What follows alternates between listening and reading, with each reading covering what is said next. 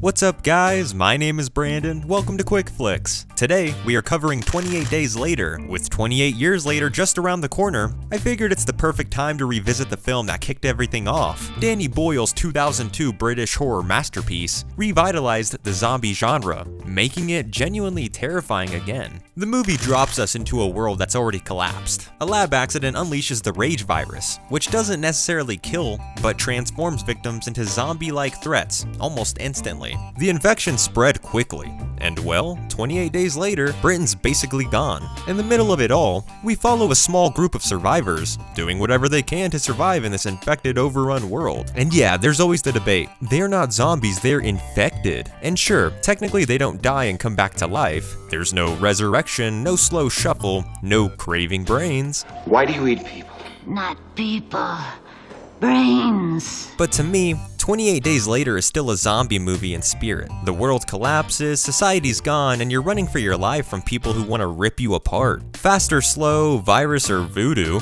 it checks every box that matters. Regardless whatever side of the argument you're on, you can't deny 28 Days Later left a legacy that's still going strong. So with the third film on the way, let's jump into 28 Days Later and see how it all began.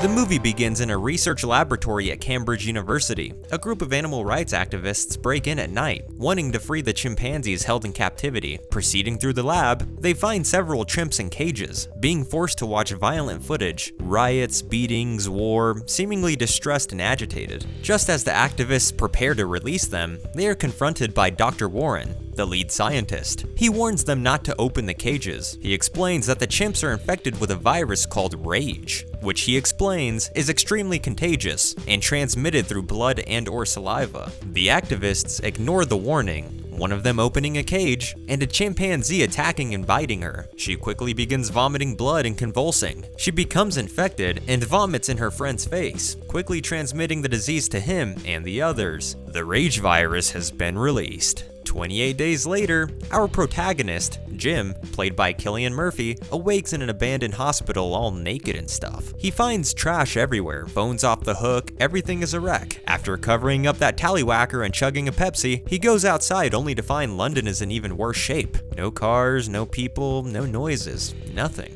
Newspapers saying evacuation and things of the sort. He goes into a nearby church and finds a pile of bodies. Calling out, "Hello," two of the bodies rise, staring at him with blank expressions. It's honestly super creepy, and a moment I remember seeing as a kid that just freaked me out. I mean, look at that face. A priest bursts through the door, eyes blood red with rage, and attempts to attack Jim, but Jim knocks that sucker out. Startled, he runs out of the building, being chased by the other infected. As the chase ensues, two people save him, throwing Molotov cocktails at his pursuers. This ends up causing a large explosion, blowing up a gas station and killing off the other infected. The duo takes him back to their hideout in a convenience store in the London Underground. They introduce themselves as Selena and Mark. As they explain the outbreak to him, he's struggling to process what has happened. Jim pivots his concerns to his parents, and the duo agree to go with him to find them. But two rules: only travel in numbers, and only travel in the sunlight. The crew heads out first thing in the morning and get to Jim's parents' house. He walks inside to find them dead with his picture in his mom's hand. They decide to hold up there for the night, and when Jim can't sleep, he gets up, lights a candle, and watches some home movies, being a little too loud while reminiscing. Give me a drink of that, will you? It's empty.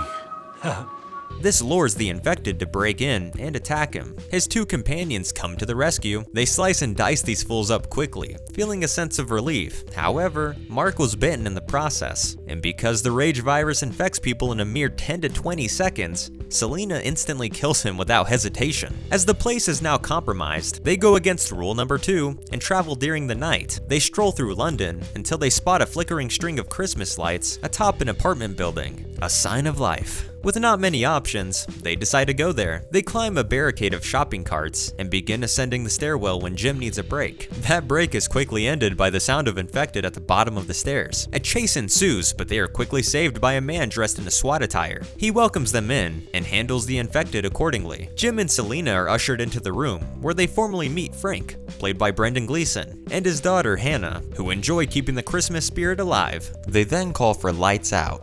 The next morning, Frank discusses their water supply issues with Jim, showing him all of the empty buckets on the roof due to the lack of rain. Frank suggests the only way to continue surviving is to leave. He plays a radio recording of the army calling for everyone to seek shelter in Manchester, as it's safe. Despite Selina's concern and hesitation, the group collectively agrees and sets off on the journey. They pile into Frank's taxi and hit the road, seeing how badly the city's been torn apart. They come across a shortcut that Frank knows, a dark underground tunnel. Even with the risk, he proceeds forward. They come across a car pileup, but that doesn't stop Frank. He drives right over it and finds out the hard way with a flat tire. As the group gets out to change it, they get overwhelmed with rats. What are the rats running from? A large group of infected that heard the commotion. They all work together to quickly change the tire out, making it back into the car and driving off before the infected could get there. After putting some distance between them and the horde, they stop by a store and gather all the supplies, food, and alcohol they need. It's a nice bonding moment, and for a brief time, they forget the danger outside. They then load up the car and head off to an abandoned semi to siphon some gasoline. While Frank fills up the jerry can, Jim heads inside an abandoned building to be sneak attacked by an infected child. He sees it coming though and kills the infected quickly. You know, you don't often see zombie kids in movies and games and other media, but it's a fascinating topic, and my good friend Wow Such Gaming put together a great video exploring it. Definitely worth checking out. Afterward, they head out and have a nice picnic in the middle of nowhere, even spotting some horsies roaming around nearby. While taking a stroll, Selina leans in and gives Jim a quick kiss on the cheek.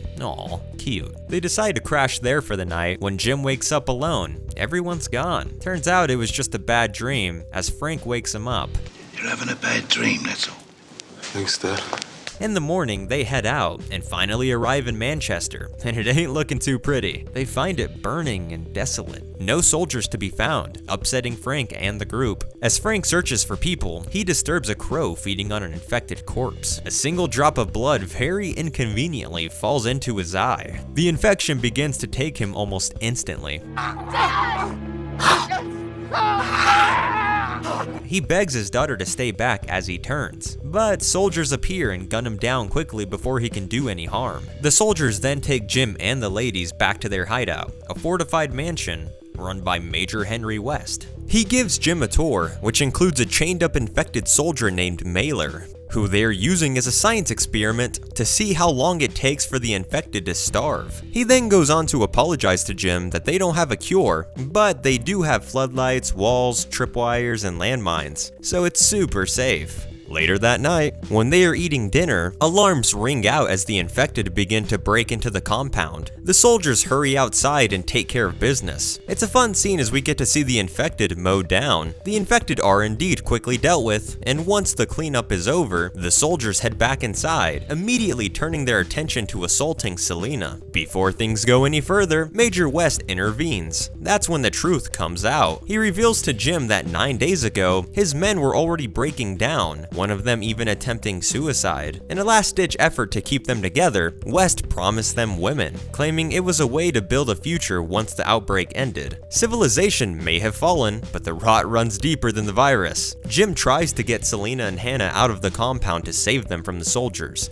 but is quickly knocked out. When he comes to, he's chained to a radiator next to Farrell, one of the few good guys left, as they are both set to be executed. They take them out to the woods where one soldier plans to stab Farrell, but the other shoots him instead, thinking it's more humane. They get into a little fight about it, giving Jim just enough of a distraction to escape. He makes it over the wall and collapses from exhaustion when he sees a plane flying overhead. It's his first sign that life still exists out there. Back at the house, the soldiers demand Selina and Hannah change in front of them and get ready to do some nasty stuff. But luckily, Jim sounds a horn outside, grabbing the attention of the soldiers, who send a scouting squad to look for him. He turns into the Baba Yaga himself though, and crowbars one to death. West finds the body propped up in the Jeep, which I guess Jim had time to do for some reason? That's weird. Being paranoid, he fires a few rounds off, attracting some infected, so he flees and heads back to the compound.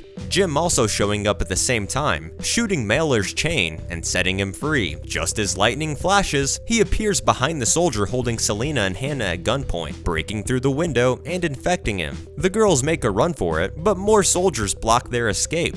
Despite the base being overrun with infected, they are forced upstairs. Meanwhile, the infected continue their attacks, killing Private Bedford, all while Jim watches with front row seats. Private Jones, hiding in a cabinet, waits for the chaos to die down so he can make a run for it, only for Jim to say, "Nuh-uh-uh," shutting him down with a bayonet to the gut. Jim moves through the compound looking for Selena and Hannah, and ends up in a creepy room full of dolls, where he finds Private Bell. The infected break in and take Bell out, but Jim slips through a window and runs across the rooftop in the rain like frickin' Batman. He spots Selena being held by a soldier, saying some absolutely nasty stuff. He sneaks in through the attic and jumps down, charging at the guy and bashing his head into the wall, finishing him off by jamming his thumbs into the soldier's eyes. Heck yeah, Jim. Selena almost attacks Jim, thinking he's infected, but stops just in time, and they smooch. Hannah, who's been hiding behind a mirror from the infected, shows up and hits Jim in the head with a glass bottle. Slight miscommunication. They all rush to the taxi outside, but West is already in the back seat and shoots Jim. As Jim collapses, Hannah hops in and backs the car up to the front doors of the compound, right where Mellor is waiting. He rips West out of the car and beats him to death. Selena then loading Jim into the car, and with him bleeding out in the back seat, we cut to 28 days later. Jim wakes up in a peaceful home nestled in the mountains, recovering from everything he's been through. Selena's at the table sewing, and things finally feel calm for once. Outside, the world looks a little different. The infected are starving to death with no one to eat. A fighter jet flies low overhead, getting the attention of Hannah, who suddenly bursts in, letting them all know. The three of them rush outside and spread out giant cloth that Selena had been working on. The jet flies over again. This time,